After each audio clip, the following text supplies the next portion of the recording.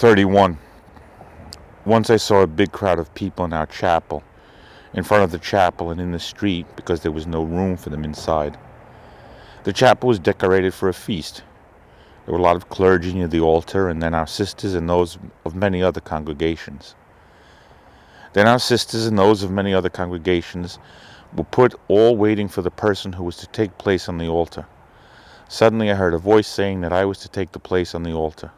But as soon as I left the corridor to go across the yard and enter the chapel, following the voice that was calling me, all the people began to throw at me whatever they had to hand, mud, stones, sand, brooms, to such an extent that I at first hesitated to go forward. But the voice kept on calling me even more earnestly, so I walked on bravely. When I entered the chapel, the superiors, the sisters, the students, and even my parents started to hit me with whatever they could.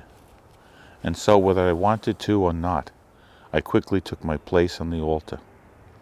As soon as I was there, the very same people, the students, the sisters, the superiors, and my parents, all began to hold their arms out to me, asking for graces.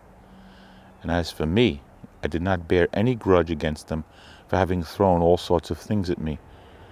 And I was surprised that I felt a very special love precisely for those persons who had forced me to go more quickly to my appointed place. At the same time, my soul was filled with ineffable happiness, and I heard these words: "Do whatever you wish, distribute graces as you will, to whom you will, and when you will." Then instantly the vision disappeared.